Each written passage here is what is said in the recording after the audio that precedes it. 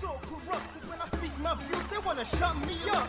Tell me, Mr. President, what you got to hide? Come out and show the world what you really like. Peace, peace, peace, what you constantly claim. All the violence in this world, you're to blame. As the poor are getting poor, the rich are getting rich.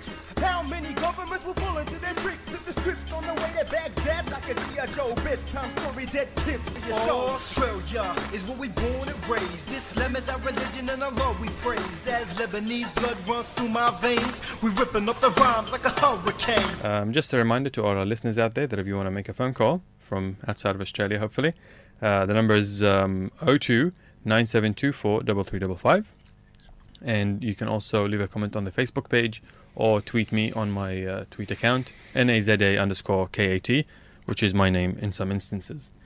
Okay, so we go back to the brothers. Thank you very much for waiting as well.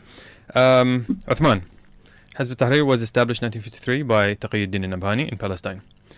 Abdullah's question was, in the last 60 odd years... I didn't say 60 years. What I said, in the last 20, 30 years of Hizb ut-Tahrir activity, what have they been doing to contribute to this? Yeah, well, I'll take that question in the context of the discussion, which is about what we're proposing to be the alternative approach, and that is to work outside the system, to work for public opinion, for the change that you want, which is a radical revolutionary change, as opposed to some sort of minor reform or changes here in the system or in that aspect of the system, a couple of constitution articles that need to be changed or so forth. So public opinion at the same time seeking the material support that you need to establish a state. And in essence, to appreciate it in a greater context, it's what Prophet did in Mecca, where we don't find him building hospitals or dealing with these core issues which were there as well: poverty, economic backwardness, oppression of women.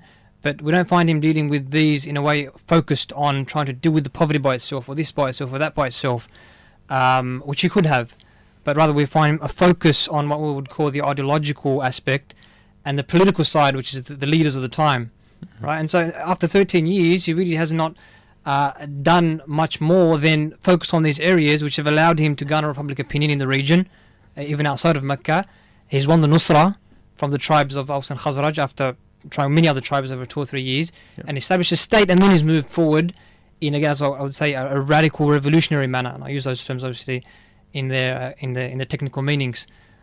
So that's the approach, as opposed, and this is the point. This is really, I would say, the option we have. We can say, look, we live here in Australia or the UK. We've got a system. Yeah, it's not exactly Islamic, but it's got these aspects which are sort of kind of Islamic. So let's work to make sure we've got our mosques and our schools and so forth, which are all important considerations. But you're really lowering the bar.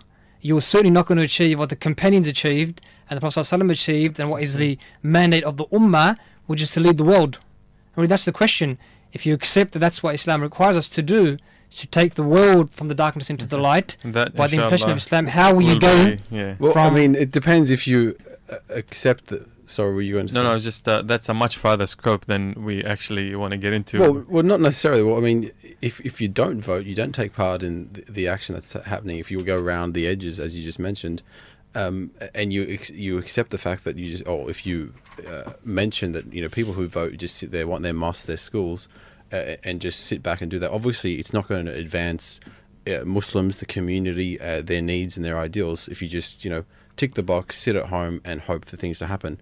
That's not what the democratic principles rely upon. What it relies upon is people to take action, to be politically active, to be engaged. You need your voice to be heard. The first part of that is voting. If 350,000 Muslims in Australia, or I think that's about 220,000 who actually can vote, whether or not they're enrolled is a different thing, sat at home and didn't vote, how would anyone get the message that we wanted things to change? The perfect example is right now in the New South Wales upper house. The Liberals, I think, have 19 seats. Labor has 14. The Greens have 5. The Shooting Party and Fishing Party have 2. And Fred Nile has 1. So essentially, the Conservatives, which are the shooters, and Fred Nile, are naturally going to pass every law they want. So all Fred Nile's got to do is put in a bill for the burqa, and it can be banned. Whereas if Muslims, I think it's about 120,000 in this state, could have voted, I'm not saying they should have voted for a certain person, but you can see how 1 or 2 seats in the upper house can change, a bill passing or not passing. Whether or not that would actually happen, it's a different scenario. Okay. But voting essentially is the first part of being engaged in democratic processes. Just a note I wanted to make that I put up a post on my Facebook account, because I don't know actually how to put it on the Facebook group. A question poll about to what extent can we engage in the political process in Australia. I just wanted to get sort of an idea about what the people thought, the Muslims out there, and I got a statistically insignificant result, because I only had about 17 people answer. Inshallah, in the next poll that I'm going to have, it's going to be connected to the group, so many people will know about it. But in this insignificant poll, a lot of people actually selected the run for Prime Minister. Let me just run through it quickly. The choices I gave were not at all. So not to engage in the political process at all in Australia, because it's haram. Another vote is just to vote. Another one is to form lobby groups, and another one is to run for local elections, and finally to run for Prime Minister. So we had sort of 5 votes for no, because democracy is haram, and then we had another 7 votes for running for Prime Minister, and in the middle we had about 5 votes. So really, Uthman, you lose. Yeah, look, it is insignificant. I got my hands up here. I'll give up. No, look, well, you've already accepted that it's insignificant, but I think the way you designed that, there's like one option on what we're arguing, and 4 options on the other side. That's There's 4 options of the way you can vote or can participate. There's only one. Which again, the point is, if you just say it that way, people are going to understand what Abdullah first understood, which is that you're saying don't vote and just sit at home and expect things to come from the heavens, which is not what we're saying. So, if you can change that next time, please. Inshallah, we will change it. No, definitely, inshallah. I'm kidding. Brother Yasser on Facebook is asking what's the number. So I guess he hasn't been listening for the beginning part of our show, but that's okay. The number is 02 9724 3355. You can call it any time, inshallah. All right. So let's go back to the press release drafted by the Board of Imams in New South Wales, which told us how to vote.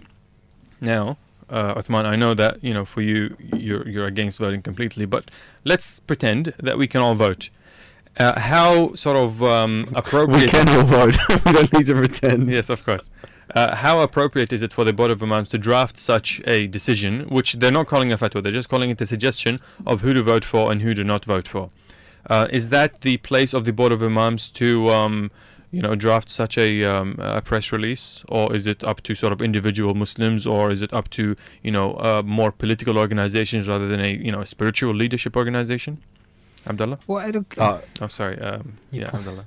Okay, well, first of all, to point out, I think other organisations do similar things, whether they're religious, commercial bodies. For example, I'm part of the Teachers Federation. I got a message saying that we think implicitly you should vote for this group because it's best for teachers. So it's to whether say it's allowed or not, I think it's part of the political picture here in Australia. Whether or not it's for the Imams Council to be part of it, I'm not sure. That's up to them. They can make their own judgments on what they think is applicable to the community and what they do. I'm not really in a position to say if what they did was right or wrong. I think it's some form of political engagement. Whether I agree with who they endorse or who they chose to endorse is a different situation. Yeah, look, I think it depends where that question is coming from. If it's come from this angle of there should be a distinction between the spiritual and the temporal or the political, I'd certainly disagree with that, because we understand Islam doesn't have that distinction. So there's no clergy that does its own clergy stuff and other people who take care of the world. But I think what it shows, if you actually read what they say, it wasn't actually details of who to vote for. It was just in the upper house, do this, vote for them, and that's it. And it didn't go. And I think what that indicates is, which a lot of people know about, was that there was a large degree of difference of opinion amongst the board itself and amongst the community at large. And I think what this illustrates is, what would we say, that what we should be working for instead of getting involved in these things is to build a strong, self-reliant and a united community. And obviously that's a larger discussion on each point that when you talk about how do you do that, but on the point of unity, going down this path only creates discord and division, because what you'll find is what we found outside the Jummas, someone's handing out pamphlets for the Greens, for Labour, for Liberal. I saw it outside my where I was praying one of the Fridays before the elections in Granville, where there was a big scuffle outside. One guy was for Labour and the other brother was for Liberals, and he was exposing the fact that Barry O'Farrell was giving his preferences to the Christian Democrats. So he had that going, and this other guy was giving out the pamphlets for David Borgia. And there was actually a bit of a scuffle and a rather unbefitting incident after Jum'ah. And others have told me of similar occurrences elsewhere. And that's what happens. It happens in the UK, it happens in the US, where Muslims have gone down this path because you divide the community along party lines with people according to their own party, and it gets quite ugly. The semantics of how people engage and the I guess the protocols of being engaged politically, obviously they're clearly, the examples you've given, they're not even acting in accordance with Islamic behaviour, with people getting into scuffles. I mean, that's something you wouldn't support or even condone in any form. But in terms of, you mentioned, we should focus on having a self-reliant, a large Muslim self-reliant community. So how are we supposed to exist in isolation from the rest of the country? That doesn't sound very self-reliant means independent. Yeah, not in the isolation sense, in a sense of independent from the power structures of the society, the government, number one.